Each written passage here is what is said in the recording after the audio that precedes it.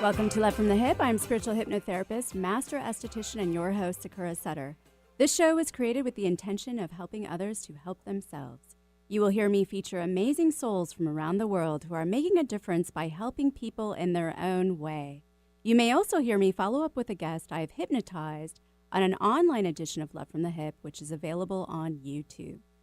Together we can all make a difference, and it begins with love. Love from the Hip. William Reich, an Austrian doctor and psychoanalyst, found a connection between free-flow energy in the body and various psychological problems, claiming these manifested as muscular armor or the expression of the personality in the way the body moves. This became known as Reichian therapy or somatic psychotherapy, encompassing body psychotherapy, which emphasizes the reciprocal relationships within body and mind, and vegetotherapy, which involves the physical manifestations of emotions. Reich also began a series of lab experiments in 1935 at the University of Oslo to verify what he believed to be an existence of a physical, biological energy expressed as emotions. He was able to use human subjects and measured the charge at the skin surface related to pleasurable and unpleasurable emotions. He discovered that a pleasure is a movement of biological energy towards the periphery of the body, whereas one less pleasurable, like anxiety, for example, is a movement of energy towards the center. He also determined that the energy was electrical. He called this orgone energy, coined from orgasm or organism, and he believed this energy to permeate into the universe as well. He went on to invent devices to capture the orgone energy and called these orgone accumulators. He first used them on mice with cancer and had great success. So he later made them larger to fit humans to address health conditions. He also invented what he called cloud busters, which were machines he used to send orgone energy into the atmosphere to make it rain. Reich had a lot of clinical observations on sexual energy as well, determining that sexual satisfaction alleviated neurotic symptoms. Although Freud had coined libido, most psychologists at the time defined it as an idea. Reich, a close associate of Freud, took sexuality further and proved that libido was more of an energy and less of an idea. He proved that an orgasm could be measured quantitatively and that they were necessary to maintain energy equilibrium. Unfortunately, Reich was expelled from the International Psychoanalytic Association for opposing the rise of the Nazi Party. He had to flee to America to escape the Nazis and was later ridiculed for his work with orgone energy. Reich was accused of these machines being fraudulently presented as sexual and medical devices. The FDA subsequently took a 10-year campaign to destroy Reich's work, which not only included the destruction of his devices, but also burning his literary works as well. Reich ended up dying in the Lewisburg Penitentiary, where he served his 2-year sentence.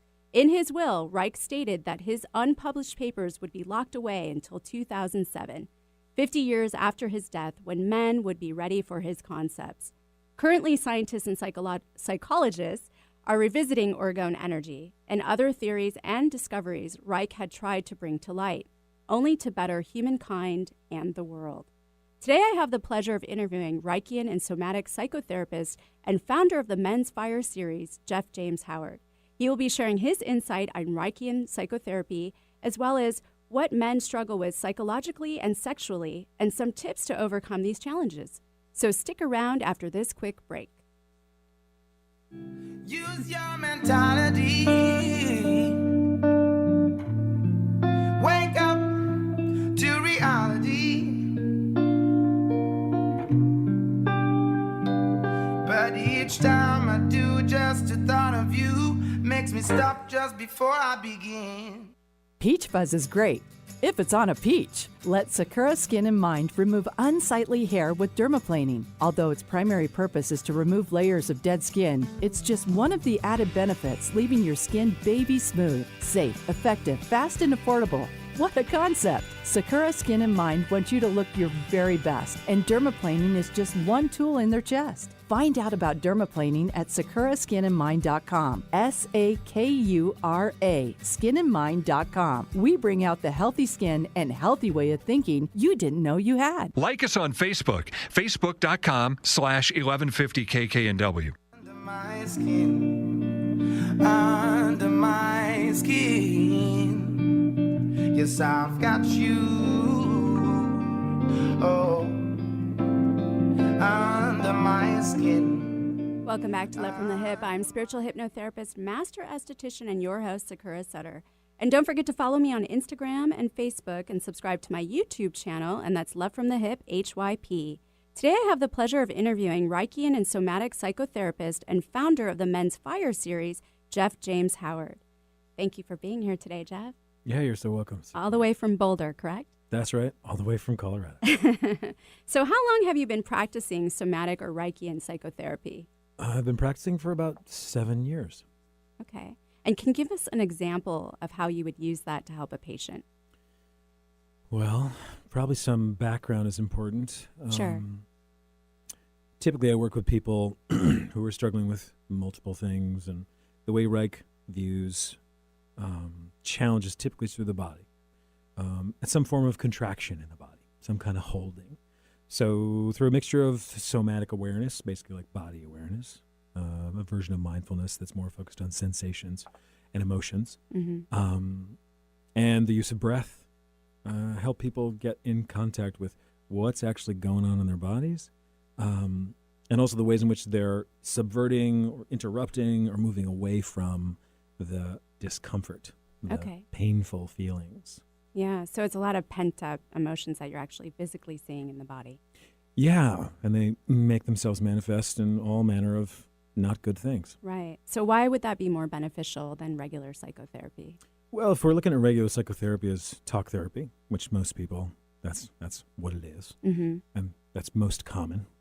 Cognitive behavioral therapy, it's the most studied, it's the most trackable, and it's the most effective, but largely because it's the easiest to study. There's limitations. Certainly we can change our thinking, and sometimes that changes our behavior. Oftentimes it's a superficial change. So it's great for a while, and then it comes back. So I think one of the benefits is that it changes our relationship to the things that we don't like. And in my work, I work to help people find value in all of their experience. Not just happiness, not just pleasure, especially short-lived pleasures, food, sex, drugs, those kinds of things. So it's about slowing down, shifting your relationship to the stories that you live with, grew up with, which usually are part of how we get stuck. Okay. Yeah. Do you think also that somatic therapy works because you're not, I would imagine that a lot of us tend to hide what we're also experiencing, right? And so the body really can't hide that. It's harder. Not saying that it can't, but do you find that is true? Yes. I think that's a great point. That the body doesn't lie. Reich talked about this. I talk about this. There is no BS in the body. Right. If I notice something and I inquire and there's a safe enough container, if there's enough trust between me and my client, then we actually get to change the relationship to it. Right. Right. And actually help a person become aware that they're hiding it. Okay. Become aware that they're subverting it. Yeah. Because we're really clever.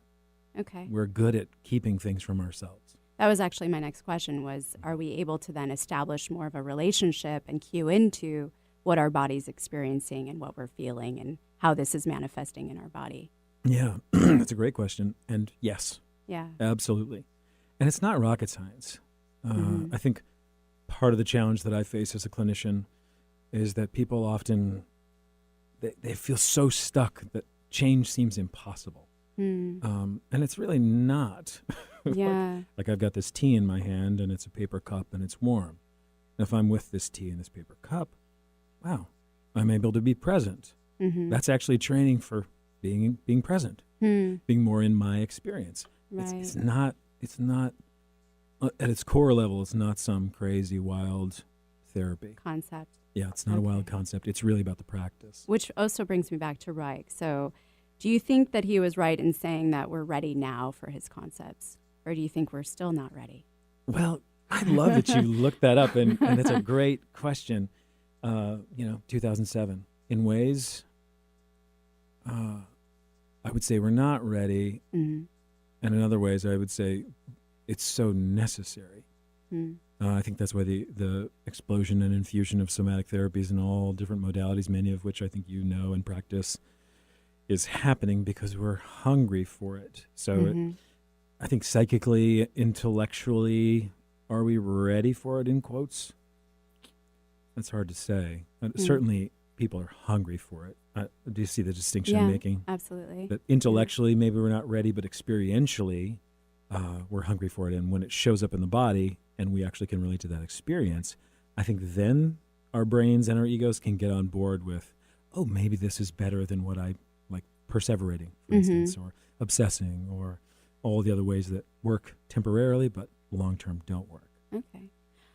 Do you work with children as well with somatic psychotherapy? Well, kids are so marvelous. When I was in Washington State, where I started my practice, I usually had a handful of kids that I worked with.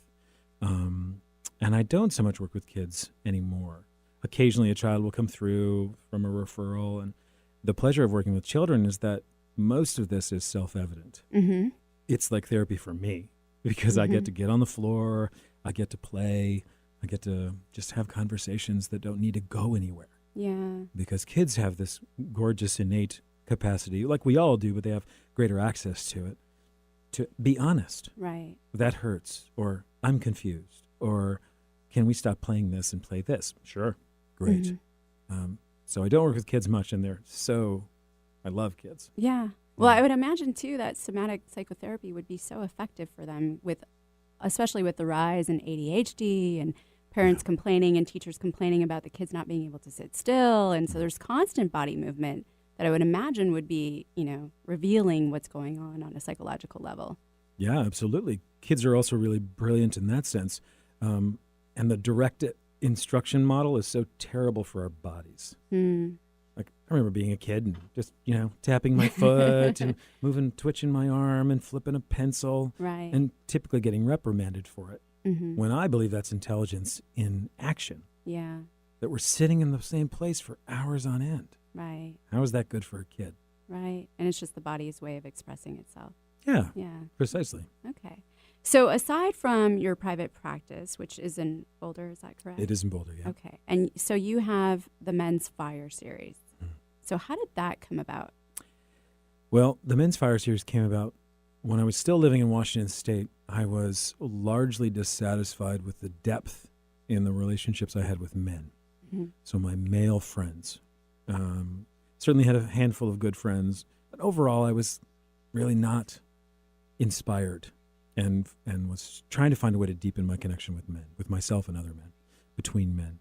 And so I started just a peer group in Washington, and it's still going today, which is lovely, some 3.5-ish years later. And when I moved to Boulder, it became clear that in forming new community, I wanted to dive in even deeper to talk about sex, intimacy, wound, masculinity, all the kinds of things that men typically don't talk about in a substantive way.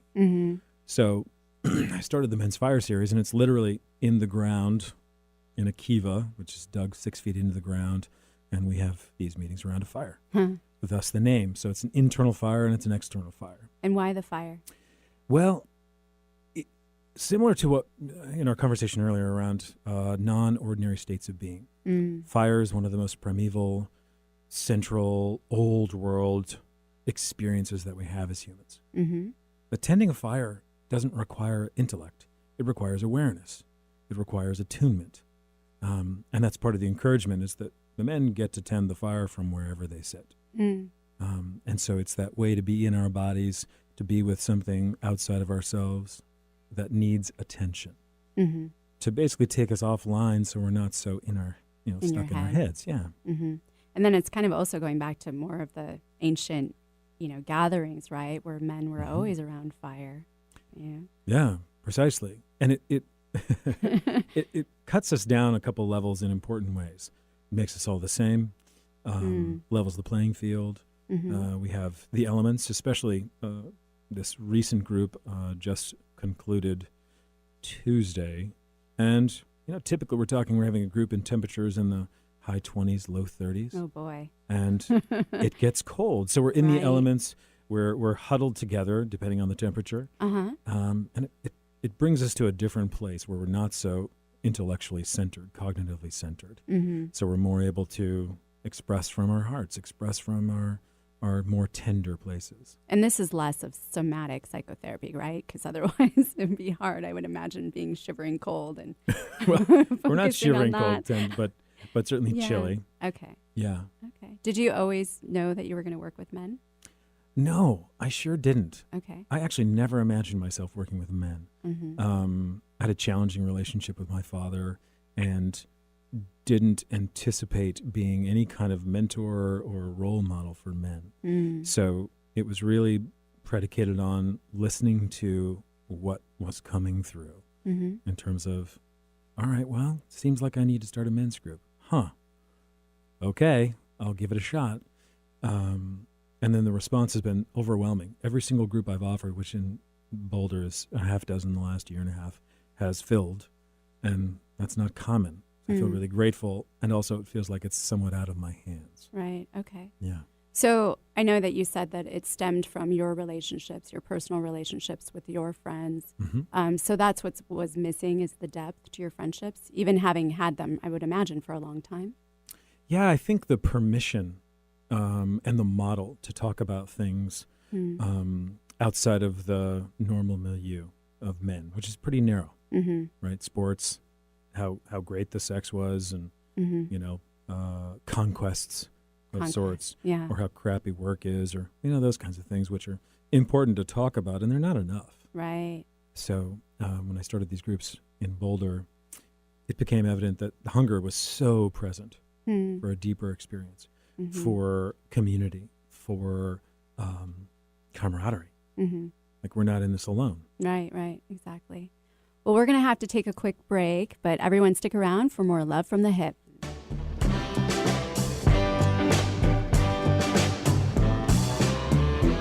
I don't want much, I just wanna be a better man to my baby. Give me all good love. I was hanging with them Jezebels under perfume sheets. Got a golden smile. If you're planning on building a home or a major landscaping project, you'll want the team of Stone Resources on your side. Safely, effectively, and correctly working with our unique terrain requires local knowledge and environmental care. For 21 years, Stone Resources has been making sure their customers' biggest investment is on solid ground. Trust your next earth-moving project to Stone Resources. Call 425-754-6792. That's 425-754-6792. Stone Resources. We make the earth move. And remember, if you need dirt or have dirt to get rid of, you can call on us. 425-754-6792. Your skin is your body's largest organ. Care for it properly, starting with your face. Sakura Skin & Mind offers several clinical facial treatments to help stimulate collagen production, eliminate toxins, boost circulation, and deeply cleanse. See a new you in your mirror. Clinical facials range from $90 and up. Do your face a favor. Sakura Skin & Mind, erasing wrinkles one clinical facial at a time. Learn more, sakuraskinandmind.com. SAKURA skinandmind.com. Did you know that your skin is your body's first defense against disease and infection? Briotech knows and has developed their topical skin spray to enhance your skin's natural healing responses and defenses. Briotech is all about providing its customers products that help promote skin wellness. Briotech topical skin spray is a light misting spray free of added fragrance, oil, alcohol, and parabens. All this protection without clogging your pores. It's a must addition to your all-around daily skincare regimen. Try Briotech, a collection of sprayers from 2 ounces to 8 ounces. With this bundle, you can have Briotech topical skin spray wherever life takes you. All natural and safe to use from head to toe. Irritations, redness, post-procedure sensitivities? Get Briotech topical skin spray today. Years in the making, doctor recommended, and available through Amazon. Learn more at briotechusa.com. That's BRIOTECHUSA.com. Support your skin at briotechusa.com. Microneedling is a revolutionary treatment that can help reduce the appearance of acne scars, fine lines, pigmentation, wrinkles, even improve the appearance of stretch marks by stimulating collagen and elastin. Sakura Skin and Mind specializes in this procedure that jumpstarts your body's natural healing process. Sakura Skin and Mind believes in not only keeping the skin up to date with the latest trends in the skincare industry, but also keeping the skin beautiful, fast, pretty, painless, and affordable. Find out more at sakuraskinandmind.com. SAKURA skinandmind.com. Giving local voices a chance to shine. Alternative Talk 1150.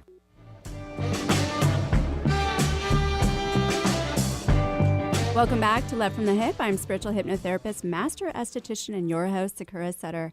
And I'm currently looking for people to hypnotize for free, as long as you are willing to share your experience later on the air. So if you are interested, please email me at sakura@lovefromthehip.com. Today I have the pleasure of interviewing Reichian and Somatic Psychotherapist and founder of the Men's Fire series, Jeff James Howard. And so before the break, you were kind of talking about what made you create the Men's Fire series, and that came from your relationships with your friends, correct? Yeah. So I have to ask, because I feel like men tend to gravitate towards more negative things as far as camaraderie, right? Like, you know, I've had a really bad day, my job sucks, Sure, traffic's commiseration. awful. Yeah, Right. yeah. Do you believe that is true? Well, I think we're all looking for connection however we can find it in a safe enough way. Mm-hmm. And the low-hanging fruit of relationship are things like, yeah, traffic sucks. My boss is a jerk. Gosh, my wife sure is mean. Mm-hmm. And what I see there, certainly in my practice, and this I'm going to speak to another part of why these groups began, I think, is it's a plea for, can we talk about things that matter? Mm-hmm. It's just the entry point tends to keep us pretty limited. Mm-hmm. Like for me, I try to hold myself accountable. If someone's talking about their job being terrible, or their relationship being horrible, or this, that, and the other thing, I try to ask direct questions so I get a sense of what's actually going on. Mm. I might say, well, what's your deeper experience? What do you notice about yourself when this happens? And not just as a therapist, but certainly in my men's groups and in my own relationships. So yeah, it does feel like that's part of how we get conditioned to relate, is that let's keep it light, let's keep it direct, but not deep or sensitive or abstract, or, let's not speak to what we don't know, because that's a Right. sign of weakness. Okay. And So- don't show a sign of weakness, right? Right. Don't show weakness. Is that how you were raised? I was certainly raised with that deeply powerful implicit message Mm. that it is vital for me to be tough. Mm. Yeah, which ended up being really brutal. Right, right. So Yeah. you weren't able to really express how you were feeling or what was going on with you? No. The vehicle for me was either make a joke or be aggressive, and I was not the aggressive type. Mm-hmm. So I made a joke. Mm. Made lots of jokes when I was a kid. Okay. Yeah. All right. But instead of becoming a comedian, Mhm. you actually went into psychology. Well, I've had a few lifetimes. I was in theater for a while Okay. and did a little bit of comedy. And Yeah. it took me, I didn't go to grad school for therapy until I was in my mid-late 30s. Mm. Okay. Yeah. Okay. So how often does your men's group meet?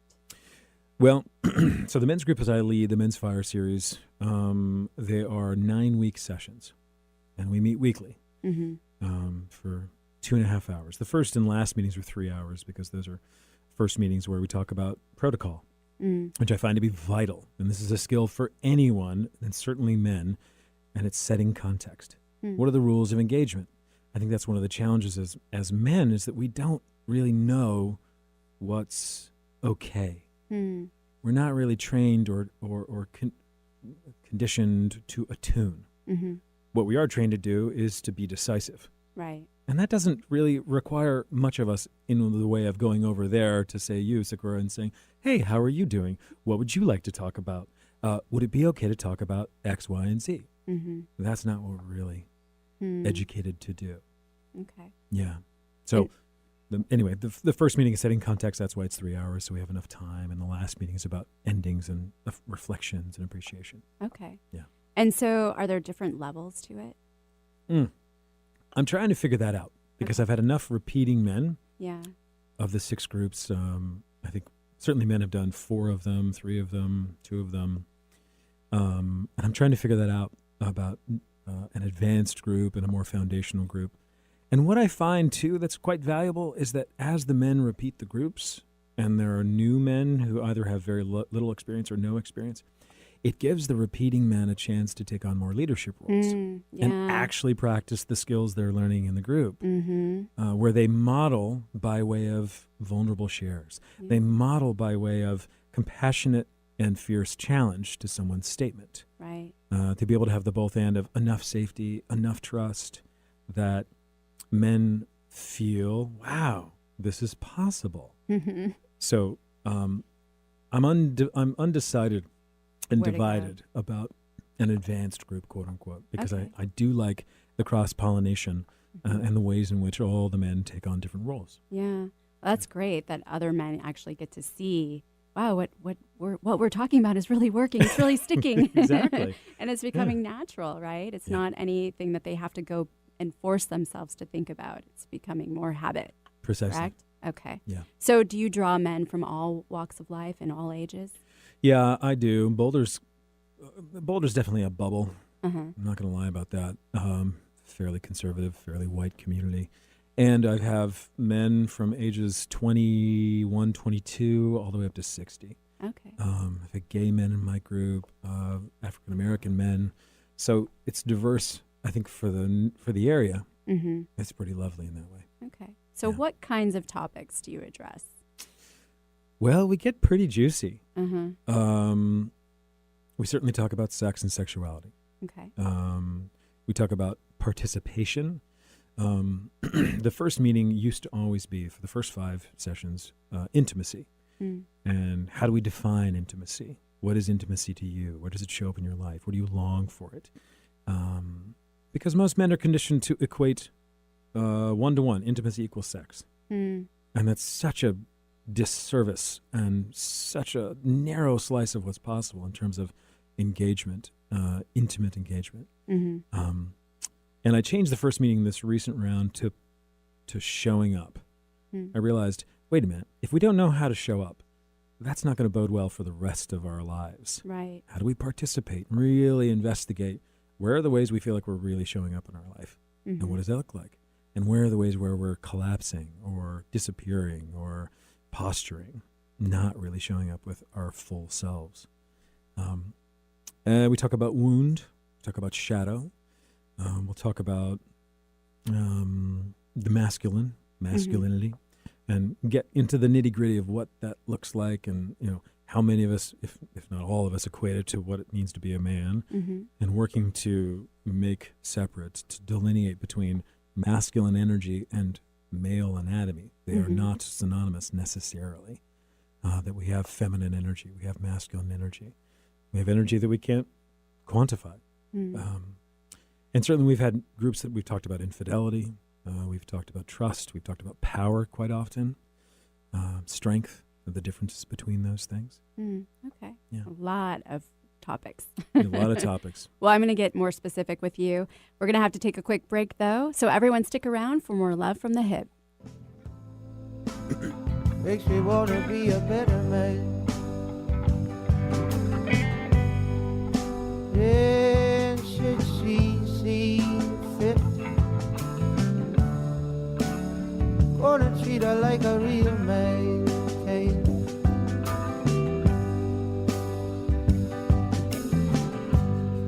She's fearless, she's free. On this weekly Skinny, with winter here and the dry heat blasting indoors while temps are dropping outside, I would like to discuss dry skin versus dehydrated skin. There is actually a difference between dry skin and dehydrated skin. Basically, dry skin, which is a skin type, is characterized by less oil, and dehydrated skin, which is a skin condition, is characterized by less water. Dry skin lacks oil because it produces less sebum, which means the skin is without the lipids needed to not only retain moisture, but also to have a strong barrier to external factors. Dehydrated skin is caused by external factors like water intake, environment, caffeine and alcohol consumption, as well as diet. You can actually do a quick pinch test for dehydrated skin. Pinch your cheek. If it is wrinkling with gentle pressure instead of holding its shape, then your skin cells are definitely desperate for water. Dry skin will appear flaky and may feel itchy and uncomfortable. Dehydrated skin will feel tight, look dull, and you may also notice more wrinkles and dark circles beneath your eyes. To treat dry skin, you will want to not only amp up on topical vitamins, antioxidants, and peptides, but you'll also want to use a moisturizer that actually penetrates your epidermis. To treat dehydrated skin, aside from adjusting your diet and increasing your water intake, you can also try including supplements like fish oil or flaxseed. Of course, both dry skin and dehydrated skin will also benefit from regular clinical facials. Don't let those cracks get the best of you this winter. Book your clinical facial with Sakura Skin and Mind today, 206-730-7429. Hypnotherapy helps you discover and explore deep, sustainable life changes. Let Sakura guide your communication with your unconscious mind. Rid yourself of negative behaviors, fears, pains, and emotions. Weight loss, smoking, childhood trauma, chronic pain, and much more can be addressed. Begin healing now. Just $100 for the first session. Learn more, SakuraSkinandMind.com. SAKURA skinandmind.com. Bring out the healthy way of thinking you didn't know you had. Make us part of your daily routine. Alternative Talk 1150. Hey, that girl, she's got me feeling so much better. Welcome back to Love from the Hip. I'm spiritual hypnotherapist, master esthetician, and your host, Sakura Sutter. And don't forget, this show airs right here every Wednesday at 2 to 3 p.m. Today, I have the pleasure of interviewing Reichian and Somatic psychotherapist and founder of the Men's Fire series, Jeff James Howard. And so before the break, you were talking about intimacy. Well, you were talking about some of the topics that you guys go over in your Men's Fire group. Yeah. Can you explain to us what intimacy is to you or what it means? Oh, boy, that is a juicy question. A dear woman in my life once defined intimacy as reciprocal impact. And where that lands for me is that reciprocal impact could mean a lot of things. It could mean that my relationship with the river I'm standing next to, dragging my fingers in, there's reciprocal impact, right? I'm changing the flow of the river and I'm having an experience with my hands in the water. It could also mean intensity. That actually, when I was a kid getting yelled at, there's intimacy in that. And I think that's a pretty controversial take because there's nothing else going on. I'm really with this situation. Now, things might be happening. I might be traumatized. I might be working overtime in my hindbrain to protect myself. And it doesn't mean it's not intimate. And I don't think there's one way to, at least for me, to pigeonhole what intimacy is.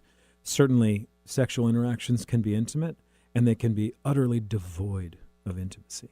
And that's one of the things I think that's confusing for a lot of folks. Yeah. Especially for men, where they think, hey, we had great sex last night. What do you mean you don't feel me? What do you mean you want more affection or intimacy? Come on, babe. We had this interaction.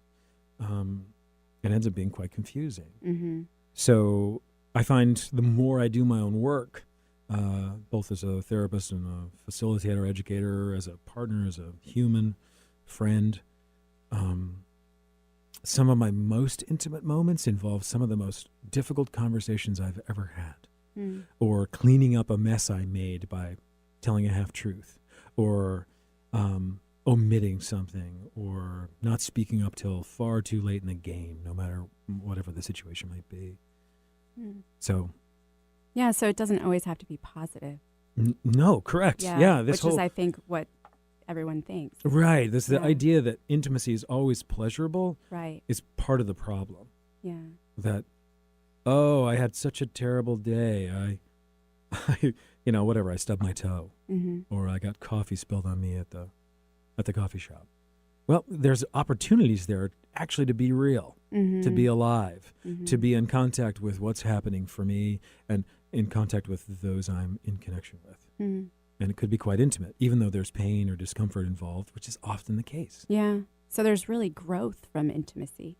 Ideally. Yeah. Self-growth. Yeah. Self-growth and growth for others, perhaps. Yeah. Okay. Yeah. So what do you teach men about sexuality? Well, it varies. It's a great question. I know it's a very big question. It's a big question. It's a great question. Similar to the theme of intimacy is that sexuality, much like Reich talked about, actually, when he talked about the function of the orgasm, he was not just talking about genital orgasms. He was talking about the wave of experience, which he would look at, like if you were to, on the radio, of course, picture, a wave building and then cresting and then crashing. He would say that was tension, charge, discharge, relaxation. Now that would be the cycle of orgasm. And that doesn't have to mean you're having an orgasm sexually or genitally. So part of what I talk with men about very specifically is that we are sexual beings. Sexuality as generativity is a very different thing. Like, for instance, when I play music, I'm a musician, I know you are too. That is generative. That's life force. I'm in contact with something, and I'm giving myself over to something, right? And I'm being deliberate about it. And it can be a very, I'm going to use this word, sexual experience. And it has necessarily nothing to do with my genitals. Right. But it's a life force. It's movement. It's aliveness. And so, after the minds are sufficiently gathered back up from being blown, we get to have conversations about sexuality that hopefully allow them to experience themselves and their partners very differently. Okay. So I would imagine some of the topics you would talk about, I mean, like you mentioned already, is that, hey, babe, it was great sex last night. What's wrong? Right. So what do you say to that? Well, the first thing that comes up for me with that is emotional intelligence. Right. And emotional intelligence, Daniel Goleman wrote a great book about it with that same title, is one of the inroads to intimacy, as I have experienced it over and over and over. And that part of where men suffer is they don't get encouraged to have any idea what the hell that is, let alone to be good at it or to try to get better at it. Being an emotional intelligence, we could say simply is attunement. It's understanding and practicing empathy. It's understanding and practicing compassion, compassionate action. So in terms of your prompt, I would invite them into, get curious. Curiosity is a pretty radical thing, especially for men. And it also is often a springboard into more intimacy. I have a question like, oh, wow, my partner feels distant from me even though we were really close last night. I wonder what's happening for her. I think I'll ask a question. Okay. I'm confused. Can you share more? Which is not back to the whole men needing to be unequivocal and decisive and always know. It ends up being quite a burden and quite a barrier to love and connection. And didn't you say also that reconnecting with yourself and reconnecting with your partner, are those some of the things that you also teach your clients? Yeah, absolutely. How can they do that? Great question. Yeah. The simple answer is take a deep breath. And I don't know a thing that's more powerful than that. And I teach the men in my groups and my clients that self-care is a radical act. And self-care, when it's done in this way of genuineness and not selfishness, and I think there's good selfish and not so good selfish, is actually caring for our partner. Right? That, for instance, let's say we're in a conversation and we're partnered and you're really wanting to talk about some hard stuff. And now I could do the thing that personally I got really good at, which is overriding my experience, overriding my emotions, and just blindly allying with you. You betcha, Sakura. Let's talk about it right now. I'm in, babe. Except I'm not really in. because I've overridden my anxiety, my fear. Maybe I'm exhausted. Maybe I've had a really rough week coming off a cold, had a traumatic experience. Who knows what? And I'm not actually showing up for you. It might look like it on the surface, and this is where a lot of couples get into trouble. Right. Is that, oh, she asked, I showed up, she's still unhappy, I don't know what to do. Right? Right. She's crazy, I'm out of here, whatever. So. Yeah. Okay. Yeah. And so what are some other issues that men bring to the table or to the fire? To the fire, yeah. Confidence is a big one, or lack thereof. A lot of confusion in relationship. A lot of men come to the fire series in rough places. Places where I look at it and think, wow, you've been there for how long? Like really brutal places in terms of a lack of closeness and affection in their primary relationships. They also come with a lot of challenges around career. What am I doing? Why am I doing this? Certainly depression and anxiety, quite common. Okay. Yeah. In all the relationships, correct? Not just their personal, intimate relationship? Yeah. Okay. So what are some of the changes that you see with these men that have been coming to your group? Yeah, I love that. What's great is I have a group that just finished, so it's really fresh. And this is true with clients oftentimes. It's one of the most encouraging things. And some Reichian therapists actually will take pictures of people when they begin therapy. Oh, wow. Yeah. And then show them a picture of themselves 6 months later, 2 years later. And one of the things I notice, especially because of my orientation, is physiognomy, facial affect changes. And there's a softening and there's a widening and they're, more expressive. There's more prosody, which is basically how the voice modulates. So if I'm a little rigid and tightened up and pretty scared of everything, I'm probably going to talk like this. Or if I'm more alive, I might, sound like I'm suddenly on a Broadway show. Those kinds of changes, and they get to be reflected back to by the other men, that they're softening, they're taking more risks, maybe even tearing up or sobbing in session, which is not uncommon. And also, they are much quicker to share personal victories, much quicker to name and reflect personal victories for the other men. So camaraderie happens amazingly quickly in just 9 weeks. Wow. Yeah. That's fantastic. Yeah, it is fantastic. Well, we're going to have to take a quick break, so stick around for more Love from the Hip. Only us, baby, if it feels good, then it must be bad how much I want you. Baby, if it feels good, then it must be bad. Did you know that your skin is your body's first defense against disease and infection? Briotech knows and has developed their topical skin spray to enhance your skin's natural healing responses and defenses. Briotech is all about providing its customers products that help promote skin wellness.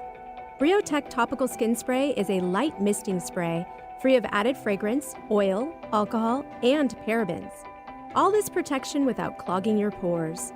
It's a must addition to your all-around daily skincare regimen. Try Briotech, a collection of sprayers from 2 ounces to 8 ounces. With this bundle, you can have Briotech Topical Skin Spray wherever life takes you. All natural and safe to use from head to toe. Irritations, redness, post-procedure sensitivities? Get Briotech Topical Skin Spray today. Years in the making, doctor recommended, and available through Amazon. Learn more at briotechusa.com. That's BRIOTECHUSA.com. Support your skin at briotechusa.com.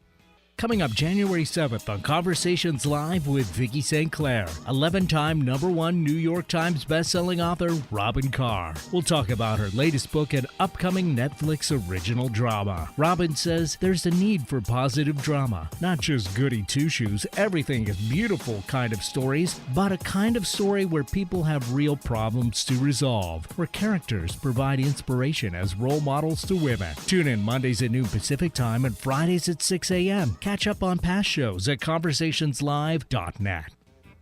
If you're planning on building a home or a major landscaping project, you'll want the team of Stone Resources on your side. Safely, effectively, and correctly working with our unique terrain requires local knowledge and environmental care. For 21 years, Stone Resources has been making sure their customers' biggest investment is on solid ground. Trust your next earth-moving project to Stone Resources. Call 425-754-6792. That's 425-754-6792. Stone Resources. We make the earth move. And remember, if you need dirt or have dirt to get rid of, you can call on us. 425-754-6792. Want to hear something different from talk radio? Keep your dial on Alternative Talk 1150.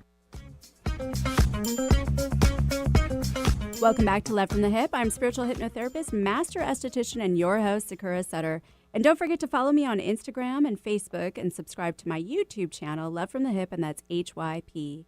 Today I have the pleasure of interviewing Reichian and Somatic psychotherapist and founder of the Men's Fire series, Jeff James Howard.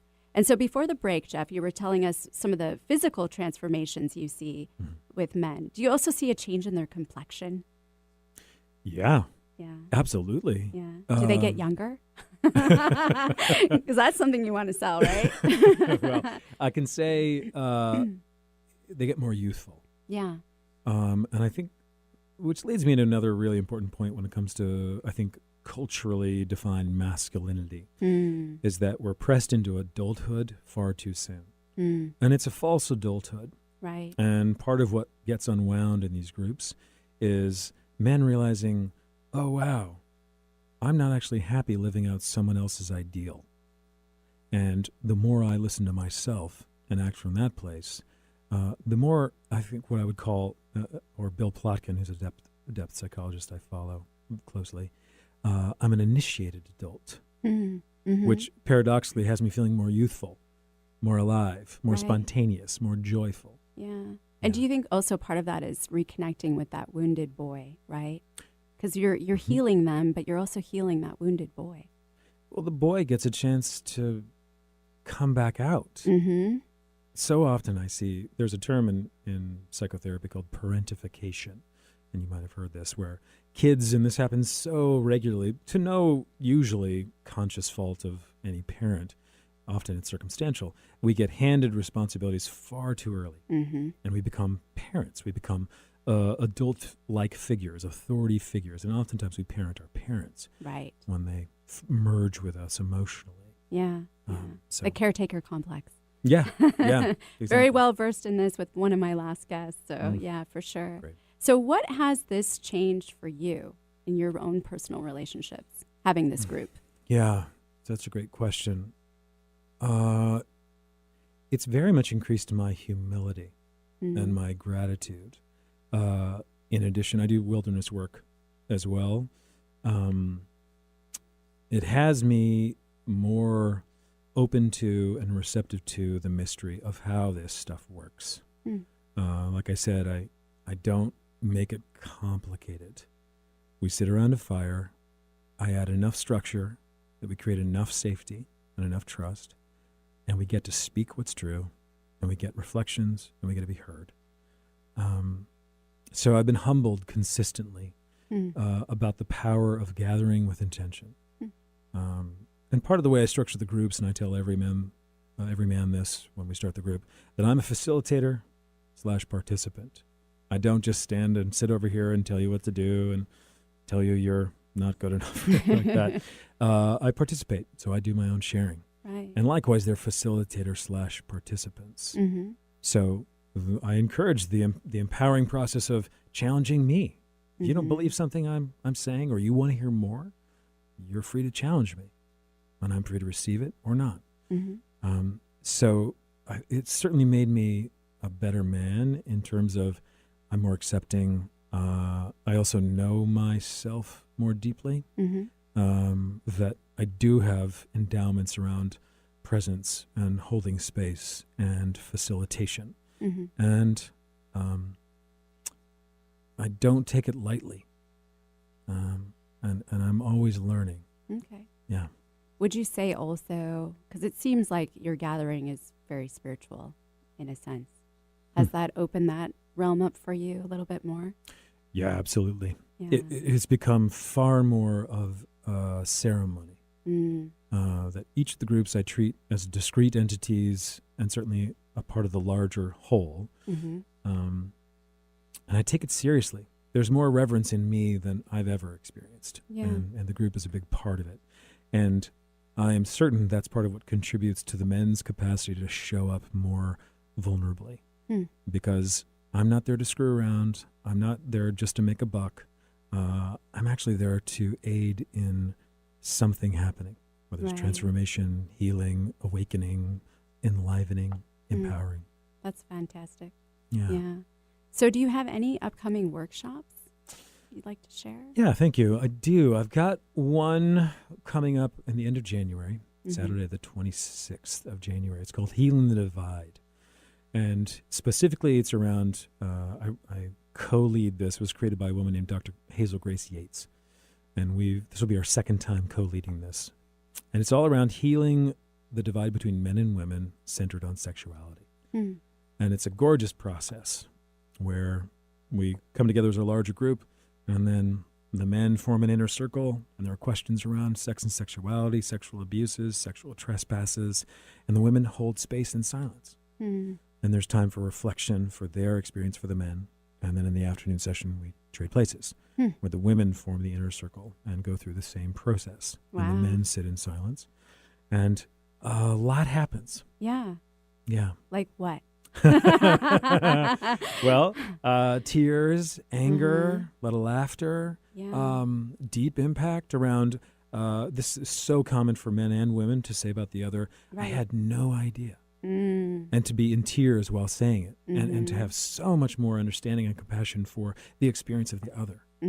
So it's quite the beautiful leveler when it comes to our separate experiences. I bet it's a great release, too, just for each sex to just release on each sex what they've had pent up for so long. Yeah, it's definitely, they can get pissed. Yeah. Understandably. Yeah.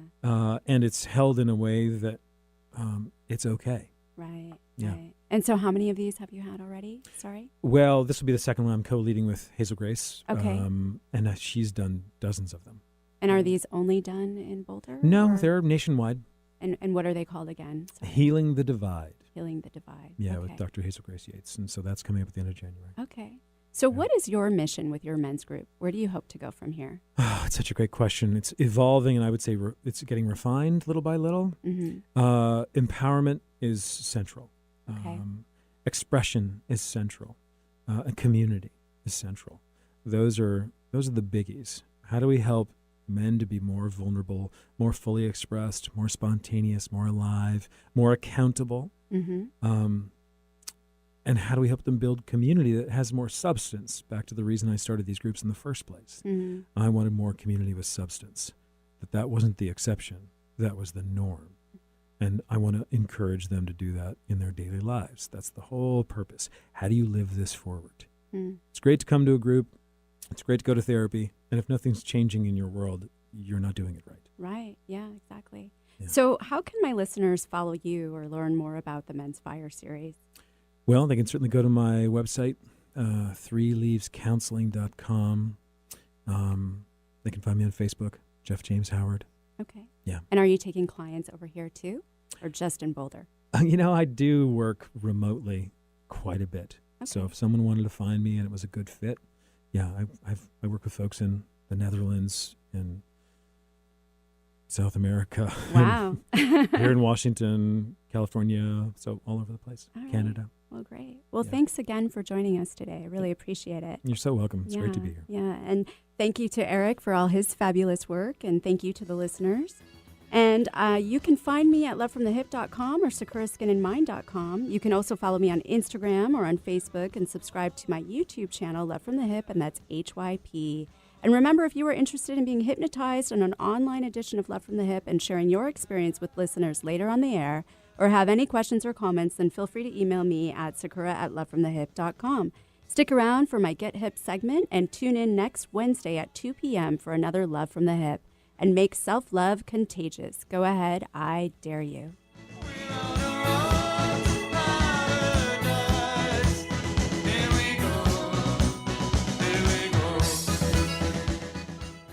On this Get Hip segment, I would like to talk about a recent session I had with a client I saw for her desire to want to stop her habit of drinking wine every night with dinner. Although she is not an alcoholic and is only having a couple of glasses, she just wanted to be able to forego the wine. In the session, it was revealed that this habit that she began while she was in her long marriage started because she felt bored and alone. It was a coping mechanism for her in her failed marriage. So she was just continuing a learned behavior, but at the same time, she was unfortunately also carrying on the same feeling of loneliness she had in her marriage as well. Although she was fine with spending time by herself, she was not happy with always being a homebody and craved human companionship. And so after some NLP and processes, the client was able to feel less inclined to want to drink wine every night and instead pursue some exciting events where the potential to make solid human companionships and rewarding relationships could be made. If you are interested in exploring a habit through hypnotherapy, feel free to email me at sakura@lovefromthehip.com or call 206-730-7429.